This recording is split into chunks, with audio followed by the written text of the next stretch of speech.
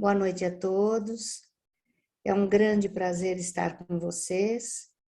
Inicialmente, queremos agradecer a Deus esta oportunidade, a todos os benfeitores espirituais que nos acompanham e nos orientam, a toda a equipe do GEPA, desse grupo espiritual, Paulo de Araújo, que confiaram e que nos convidaram generosamente, e a cada um de vocês, que dedicam um tempo para reflexão e pensamento sobre os ensinamentos do Mestre Jesus.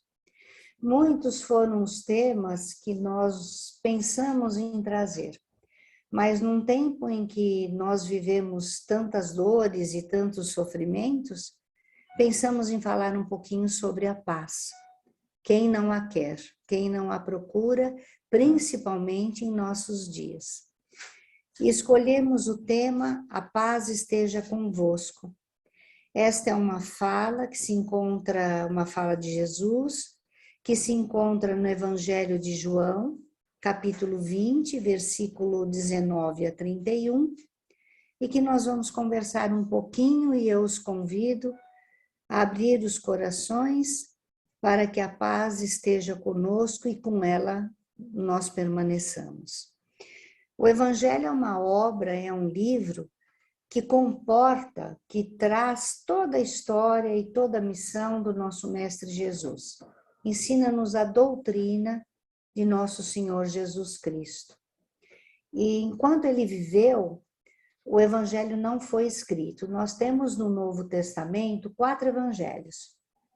O Evangelho de Mateus, o de Marcos, o de Lucas e o de João. O Evangelho e todos foram escritos após o desencarne físico do nosso Senhor Jesus Cristo. O Evangelho de Mateus, de Marcos e de Lucas são chamados evangelhos sinópticos. O que isso significa? Vem de sinopse. Eles trazem um resumo da passagem de Jesus por nosso planeta. A sua vivência familiar, a sua trajetória, as suas pregações. Então, nós podemos dizer que é a parte humana, a vivencial de Jesus. E cada uma delas, embora os 3 sigam a mesma sequência, eles trazem um enfoque diferente. O de Mateus fala-nos da missão de Jesus, da sua vida missionária. O de Marcos fala da preocupação de Jesus em mostrar-nos que ele é um servo, um filho de Deus, não é Deus. Durante muito tempo, algumas religiões, e principalmente a religião católica, coloca como única, pessoa única, o Pai e o Filho. E ele veio nos mostrar que ele é um ser distinto, ele é um missionário, ele é um filho de Deus, como nós também o somos. O Evangelho de Lucas nos traz a esperança, nos traz a fortificação da fé. Lucas era uma pessoa muito culta e, na verdade, não conheceu Jesus, pessoalmente não. Então, esses 3 evangelhos falam da passagem de Jesus. Já o Evangelho de João, que particularmente é o da minha preferência, ele fala da parte espiritual de Jesus, das suas aparições, daquilo que durante muitos e muitos anos, e até séculos, foram considerados verdadeiros milagres. E nós vemos através dos ensinamentos de Kardec, pela Gênese, que nada mais eram do que, claro, embora houvesse, sempre haverá a sublime capacidade espiritual de Jesus, que é indiscutível, contingências da sua capacidade espiritual, nada além disso, né? E nesse Evangelho de Jesus, de João, é que nós vamos ver as aparições de Jesus após o seu desencarne, o desencarne físico. Então, enquanto os 3 primeiros falavam da sua vida presente, enquanto corpo físico, João dedica-se a falar da sua vida espiritual. E é nesse Evangelho que nós vemos a primeira aparição de Jesus após a sua morte física. ele apresenta-se a Maria de Madalena.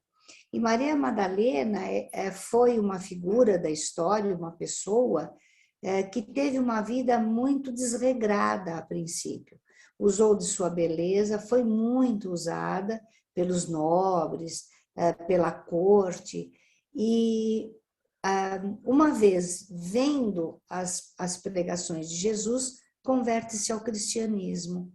E diz a Jesus que quer pregar o cristianismo. E por que Jesus aparece primeiramente para Maria Madalena? Porque, como nos ensina João, em seu evangelho, cada palavra e cada gesto, uma grande enciclopédia de Jesus. E ele quis nos mostrar a grande importância em não julgarmos. Ele poderia apresentar-se aos nobres, aos sacerdotes, aos fariseus, mas ele não fez isso.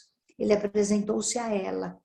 E ela é uma grande precursora do cristianismo. E leva o cristianismo fazendo bem aos leprosos. Conta-nos a história de que nos seus últimos momentos ela contrai a lepra e Jesus apresenta-se a ela e diz a ela: passaste pela porta estreita, atravessa que eu estarei te esperando. É uma história muito bonita. E quando ela se dirige ao sepulcro de Jesus, ela vê o sepulcro aberto e assusta-se muito, porque era um tempo de muitos golpes. Ela chegou a achar que o corpo de Jesus havia sido roubado. E Jesus apresenta-se a ela.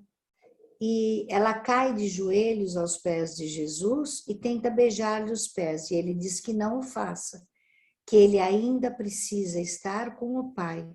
Ele fazia sua primeira apresentação perispiritual, mas pede de que leve um recado aos discípulos. E este recado que ele leva aos discípulos, ele diz a ela que ele apresentar-se-á aos discípulos em breve. E assim ele o faz. Os discípulos reuniam-se às escondidas. Eles tinham muito medo, porque era uma época de muitas tormentas. Se haviam sacrificado Jesus, o que eles fariam com os discípulos? E eles se reuniam às portas trancadas. E numa dessas reuniões, Jesus atravessa essas portas e apresenta-se aos discípulos e lhes diz: a paz esteja convosco. Eu recebo a paz do Pai e trago a vocês.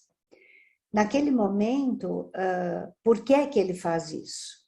Se nós olharmos o capítulo 17 do Evangelho, nós vamos ver que já naquele momento Jesus preocupava-se muito com os discípulos. Ele sabia que quando ele se ausentasse, os discípulos sofreriam muito, como de fato sofreram. Foram martirizados e sacrificados. E ele precisava incutir-lhes a paz. E os discípulos estão muito desesperados e muito tristes. Jesus também está. E choravam. Quando nós sentimos medo, nós choramos. E se nós trouxermos para nós, nos dias de hoje, nos dias atuais, nós pensamos assim: mas eu creio em Deus, eu sou espírita, e por que eu choro? Porque eu sou humano?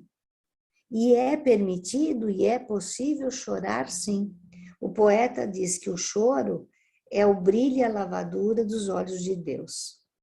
E Jesus diz a eles: o caminho será amar. Ame a Deus, nosso Pai, de todo o coração e ame ao teu próximo. Mas não só aqueles que lhes querem bem, mas os embates, aqueles que os prejudicarão. Jesus já falava, naquele momento, para os discípulos da paz interior. E nesse momento em que ele se apresenta perispiritualmente aos discípulos, Tomé não estava. E Tomé não acredita nessa aparição. Dias depois, novamente em reunião, a portas fechadas, como eles deveriam agir, porque senão eles seriam massacrados, e eles precisavam planejar como levariam o reino de Deus, a doutrina, o cristianismo para a humanidade, Jesus se apresenta novamente. Só que dessa vez Tomé está junto. E ele diz: a paz esteja convosco, aproxima-se de Tomé e mostra as chagas das mãos. Tomé cai de joelhos e diz a Jesus: meu Senhor. Jesus afaga-lhe a cabeça e diz: precisou ver para crer. Mas benditos sejam aqueles que não precisam ver para crer. Se nós voltarmos ao capítulo 4 do Evangelho, que tem o título Ninguém pode ver o reino de Deus se não nascer de novo, Jesus já falava e usava essa mesma bênção para Pedro. Quando ele pergunta aos discípulos: quem dizem que eu sou? Porque chamavam-o de filho do homem. Ele olha para Pedro e diz: Pedro, quem eu sou? E Pedro, emocionado, diz: tu és o Filho de Deus vivo. Jesus o abençoa e diz: bendito sejas que acreditou sem passar pelo sangue e pela carne, pelo sofrimento. E depois Pedro torna-se o precursor do cristianismo. De que paz Jesus está nos falando? Se pegarmos o conceito etimológico de paz, paz é a ausência de conflitos, ausência de guerras, ausência de hostilidades, mas não era dessa paz que Jesus nos falava e falava aos discípulos. Paz é o recolhimento, é o silêncio, é a meditação, é a vida contemplativa. Também não era disso que Jesus falava. Jesus não nos falava num isolamento, falava-nos e fala-nos de uma fé ativa, de ação. Então, a que ele se referia naquele momento aos discípulos? Ele falava de uma ausência de conflitos internos. Jesus convidava e pedia que os discípulos remetessem cada um ao seu interior e buscassem o equilíbrio e a harmonia para buscar a verdadeira paz espiritual. E até hoje, até os nossos dias, ele nos diz assim, e temos isso lá no Evangelho: caminha para dentro de si, busque o tesouro do seu coração, onde o ladrão não rouba, o ferrugem não estraga, a traça não come, e busca a tua paz. Lá está a paz, lá tem a centelha divina. De que paz Jesus nos fala e falou aos discípulos, que era uma amostragem da humanidade. Ele nos diz assim, e disse a eles: eu vos deixo a minha paz, eu vos dou a minha paz. Não moleste os vossos corações, não temais, apenas crês. Crê em Deus, crê em mim.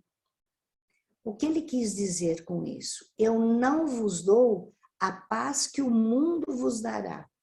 De que paz Jesus estava falando? Temos uma paz do mundo e temos uma paz interior. A paz do mundo, nós precisamos dela? Sim.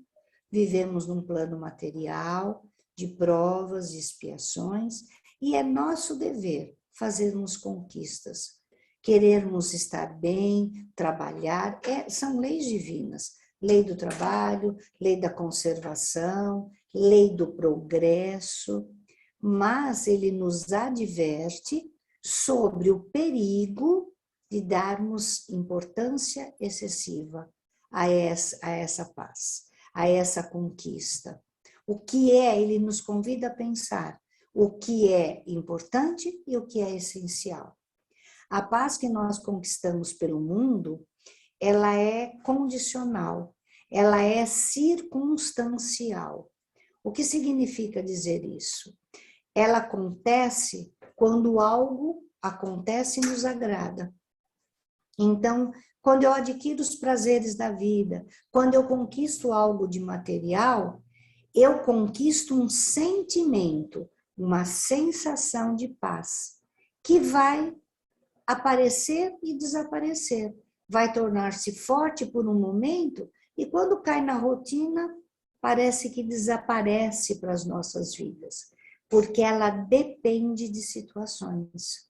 E quando não acontece como queríamos, aí nós nos frustramos, aí nós, como crianças imaturas, nos magoamos, nos recolhemos e acabamos trazendo para dentro de nós sentimentos que nos farão adoecer. Não é dessa paz que Jesus nos fala. Jesus nos fala de uma paz que não tem condição. Ela independe de tempo e de espaço. Ela mora dentro de nós e ninguém pode roubar se nós a fizermos despertar. Enquanto a paz do mundo é circunstancial, a paz de Jesus nos convida a exercer o perdão. É por isso que ele diz aos apóstolos: amem aqueles que te prejudicam. Liberte-se disso. E é esse o convite que ele nos faz. Aquele que nos magoa, que nos antagoniza, que nos prejudica, são verdades, exercícios que nos vão fazer aperfeiçoar-nos moral e espiritualmente. Esta é a grande importância. Quando nós escolhermos seguir os ensinamentos de Jesus, essa paz passa a ser consequência e não causa.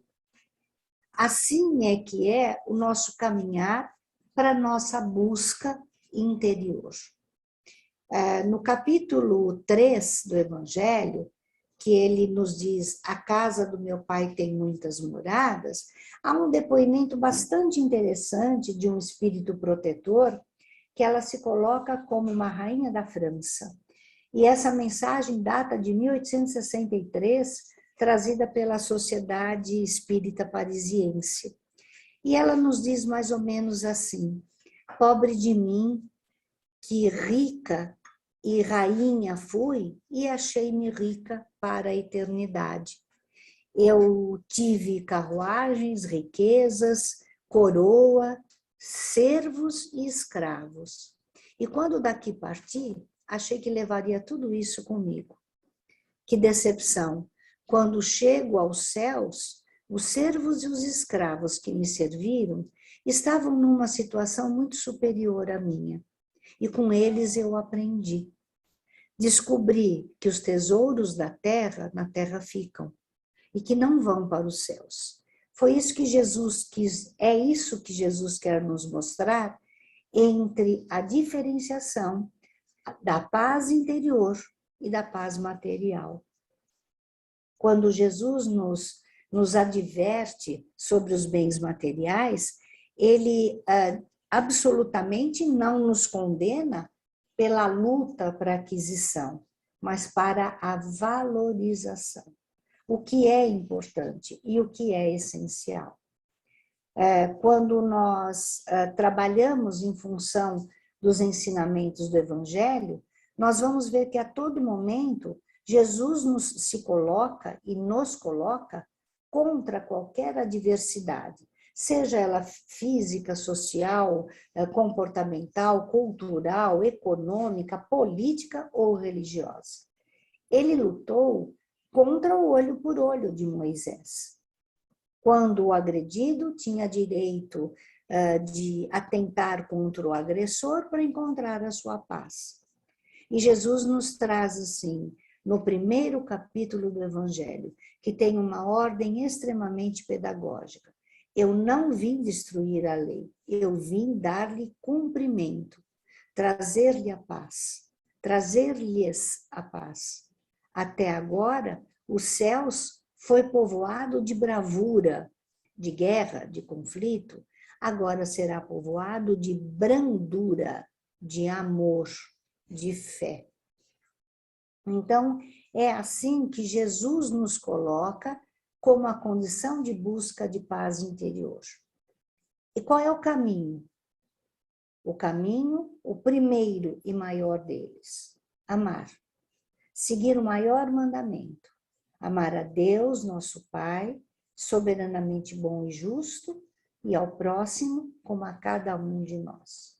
Fazer a nossa construção, a nossa transformação individual. E ela é pessoal e intransferível. Ninguém fará por nós. Foi isso que ele nos ensinou quando nos disse: edifica tua casa em terreno sólido, não em terreno arenoso, onde qualquer poderá derrubar.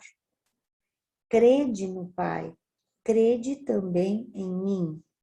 No capítulo 23 do Evangelho, que numa sequência chega quase na finalização, é um dos capítulos que, particularmente, para mim, foi um dos mais difíceis de entender, porque traz muito simbolismo. E ele diz assim, não vim trazer a paz, vim trazer a divisão, vim trazer a espada. E num primeiro momento, pensamos assim, essa fala não é de Jesus. Jesus não diria isso, mas ele disse, foi exatamente o que ele disse. Temos que levar em consideração, primeiro, que a língua hebraica era uma língua que tinha um vocabulário muito pequeno e que uma palavra era usada para vários sentidos. Mas não foi por isso que ele falou desta forma. Nós temos que nos lembrar que ele falava um povo rude, um povo que estava acostumado a barganhas, a pagar o dízimo, a entregar terras, achando que assim conquistaria um lugar no reino dos céus, a fazer promessas. E ele diz assim, o meu reino não é deste mundo. E neste capítulo, quando ele fala que haverá conflitos entre pais e filhos, com certeza ele não estava falando de conflito social. Ele estava falando de conflitos que surgiram e surgirão sempre que nova ideia é plantada. E o cristianismo vinha mudar todo o conceito religioso. Não era mais submissão, não era mais medo, era fé.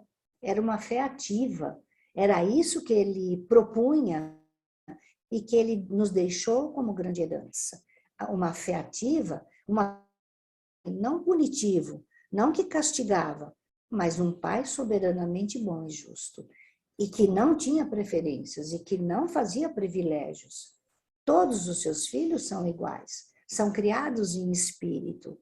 E quando ele fala em espada, ele nos alerta e alertava aquela humanidade, que possivelmente éramos nós, caminheiros da humanidade, ele nos alertava para matarmos os sentimentos do orgulho, da vaidade, do egoísmo. Foi isso que ele veio nos dizer. No livro Ação e Reação, há uma instrução, há um conceito de um instrutor, o Druso, que me encanta muito quando ele fala de paz. E ele diz mais ou menos assim, paz não é inércia. Então, paz não é meditação, não é vida contemplativa, não é isolamento. Paz é ação. Paz é um movimento na busca do equilíbrio entre a fé do poder divino e a fé que cada um tem que ter de si mesmo, na luta vitoriosa pelo bem.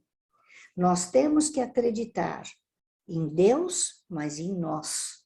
Nós somos os autores da nossa própria história. Nós fazemos a nossa história. Por isso é que temos o livre-arbítrio. Tudo que se fala de Jesus, fala-se de luz, não há sombras. Jesus é a harmonia, é a harmonização de todos os corações, porque leve o tempo que levar, deverá prevalecer na humanidade o amor, fazendo valer a lei da fraternidade, da justiça, do amor, através da prática da caridade.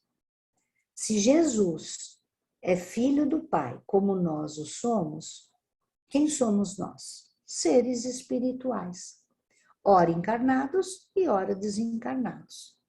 Quando encarnados estamos, não deixamos de ser seres espirituais, que temos uma consciência espiritual. Nossa tarefa é de viver a cada encarnação na proposta de aperfeiçoamento. Não de punição, não de castigo, Trazemos dentro de nós a luz divina. Somos filhos da luz. E nossa tarefa é fazermos brilhar esta luz. É fácil? Não, é difícil. Fazemos parte de uma constelação estelar. Não somos da raça humana unicamente. Somos da raça da luz. Aquela que cria, emancipa, exterioriza, alcança e torna a humanidade todinha iluminada. Foi isso que ele disse no capítulo 24. Não coloques a candeia debaixo do alqueire, mas no velador. Quando a tua fé ilumina, faz iluminar a humanidade. Não guarda para você. Isso é egoísmo. Compartilha, vive. Este é o grande presente, ou a grande lição, vamos dizer, que estamos recebendo desta pandemia. Somos todos absolutamente iguais. E quanto mais nos unimos na fraternidade, na igualdade, na cooperação, mais nos tornamos fortes e invencíveis. Podemos fazer essa luz brilhar? Sim. Em meio à tempestade? Também. Trazemos a luz no olhar. E hoje, o que esta pandemia nos convida é usarmos o olhar, fecharmos a boca e calar. E através do olhar, compartilharmos e divulgarmos as leis do amor e a verdade do Cristo, que é nossa também. Jesus nos ensina que de simples gestos podemos fazer grandes coisas. Ele, com o olhar, curava. Ele nos ensina, com o nosso olhar, confortamos. Com a imposição de suas mãos, ele fazia paralíticos andar. Com as nossas mãos, nós podemos ajudar, auxiliar, acolher e, se possível, quando possível, abraçar. Com o verbo, com o uso da palavra, ele levou a verdade do Pai Maior para a humanidade. Alerta-nos, usa da palavra para confortar, não para julgar ou agredir. Ele fez de 12 representantes da humanidade os continuadores da palavra do Pai. Ele usou da sua própria vida para exemplificar a sobrevivência do espírito sobre a morte do corpo físico. Ensina-nos através de todos os ensinamentos do Evangelho, que é o nosso guia de conduta moral, a prática da caridade. Dá-nos vários exemplos da mulher, da senhora que era rica e trocava de roupas para fazer a caridade, para não humilhar, das senhoras que teciam sapatinhos para agasalhar as crianças pobres. Fala-nos do perdão em todas as suas parábolas. Fala-nos do pai que recebe o filho pródigo sem julgar, mas acolher porque era o que mais precisava. Fala para Zaqueu descer da árvore, simbolicamente o que significa descer da árvore. Sai do teu orgulho, sai da tua vaidade e venha ter comigo, eu estarei na sua casa física e no seu coração. Mostrou-nos que basta nos ter uma fé de um pequenino grão de mostarda e ela se tornará tão grande que transportará montanhas. E por fim, ele carrega uma cruz, que é nossa, como o maior exemplo de fé para toda uma humanidade. Através das pequenas coisas, Jesus nos mostra os caminhos para encontrarmos a nossa paz interior. De uma casa simples, de madeira, de pequenos tijolos, a nossa casa pode transformar-se num palacete. Como? Quando ali residir a fé, o respeito, a solidariedade e a prática da caridade. Quando nós assim acreditarmos, as dificuldades, os problemas, as dores, as perdas, não mais nos parecerão castigos, mas grandes oportunidades para o exercício da nossa fé. É que não fomos muito acostumados a isso. No livro Caminho, Verdade e Vida, Emmanuel nos mostra que, através dos passos de todas as religiões, independente da religião que fosse, aprendemos a orar, a pedir e a esperar. Fazemos promessas e esperamos que as coisas se cumpram como são os nossos desejos. Novamente, estamos falando de bens externos e não de bens internos. Quando nós nos tornamos espíritas e acreditamos na sobrevivência do espírito, quantos de nós, se é que não todos nós, durante este período tão difícil não pensamos, mas por que a espiritualidade superior não resolve tudo isso? Por que não nos traz a cura desta doença? Por que não ultrapassa a ciência que podem fazer e nos trazem os novos caminhos? Por que não acabam com as guerras, com as diferenças e desigualdades sociais? E a resposta vem novamente de Jesus, porque esta não é tarefa da espiritualidade nem dos santos, mas tarefa dos homens. Os homens é que precisam arregaçar as suas mangas e usar de toda essa tecnologia, de todo esse conhecimento, para trazer a lei do progresso, da fraternidade, da justiça e do amor. Jesus não fez grandes apresentações. Quando ele quis provar a sobrevivência do espírito sobre o corpo, ele não se apresentou às grandes figuras, ele se apresentou a Maria Madalena e aos discípulos. Não teve grandes espetáculos.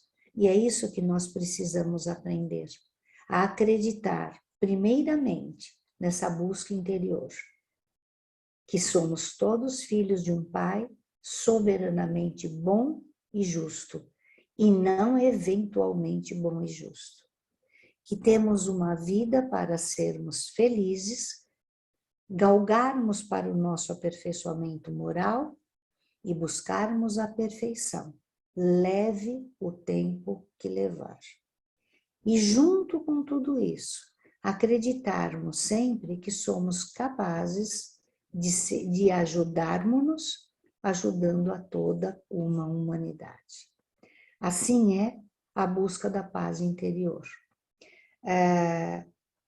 Eu posso terminar esta nossa reflexão com uma proposta assim. Existe um autor que vocês devem conhecer, que é Khalil Gibran, que nos fala de narrativas muito parecidas com as parábolas de Jesus. E agora eu os convido a entrar nessa rápida historinha e colocar-se diante da situação. E Khalil Gibran diz assim, que existia um pequeno oásis, o oásis é uma região dentro do deserto, que por uma utopia da natureza, por um presente do Papai do Céu, tem vegetação e tem água, normalmente são lagos. E lá vivia uma pequena população.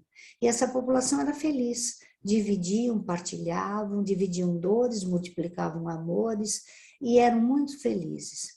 E esse homem que ali morava começou a entediar-se. Ele dizia assim, isso aqui está muito rotineiro, eu preciso me libertar disso, eu não encontro uma paz. E resolveu ir para uma grande cidade. Ele falou, livre, eu vou encontrar essa paz. Chegou numa grande cidade, descobriu-se mais sozinho do que nunca. Ninguém o via e nem o enxergava, ele era mais um entre muitos. E pensou assim, a liberdade não vai me trazer paz, então eu vou ser rico. E trabalhou muito, muito, muito e tornou-se uma pessoa rica. E tornando-se rico, não conseguia essa paz. E pensou, estou livre, sou rico, não tenho paz. Já sei, tenho que ter poder. E mandou em tudo e em todos. Chegou a humilhar pessoas, mandava em subalternos e tornava-se cada vez mais infeliz e não encontrava a bendita paz que ele tanto procurava. e pensou: fui livre, rico, poderoso e não encontrei a paz. Então já sei, eu tenho que ser sábio, vou estudar muito. Mas como nos ensina o Evangelho, a quem muito é dado, muito é cobrado. E a partir do momento que ele começou a estudar, ele tomou consciência de que ele estava por caminhos errados. E tudo aquilo, liberdade, riqueza, poder e sabedoria, não estava lhe trazendo a paz. E resolve voltar para o seu oásis. E surpreendentemente é recebido com festa. Todos sentiram saudades dele. Ele vinha de um lugar que sequer sabiam que ele existia. E fizeram festas e as crianças lhes disseram assim: não esqueça de que à noite nós nos reunimos à volta da lagoa. E ele estava até envergonhado, porque não esperava ser recebido assim. Mas foi para a lagoa, onde todos se reuniam. E à noite, nas noites claras e de lua, as estrelas refletiam na água. E as crianças diziam assim: agora cada um faz um pedido para uma estrela, porque ela acolhe esse pedido, te dá a paz, e de manhã bem cedinho, no raiar da primeira manhã, serão levados os pedidos ao Papai do Céu. E ele descobriu a paz dele. Todos nós temos essa paz. Todos nós somos filhos das luzes divinas. Fazemos parceria com as estrelas. E é por isso que podemos encontrá-la sempre olhando para o céu e entendendo que a casa do Pai tem muitas moradas. Minha reflexão termina com palavras de Cora Coralina. Tempo virá em que as prisões físicas e morais não mais existirão, que os homens aprenderão a amar-se mais e mais. E nas prisões que um dia existiram, as crianças plantarão lindas flores e, mais do que plantar, ensinarão a cada um a grande forma e bela forma de plantar e de amar. Que a paz de Jesus esteja com todos e que nós aprendamos que a busca será sempre futura e efetiva se tivermos a fé, a prática da caridade e o amor. Que Jesus nos abençoe. Graças a Deus.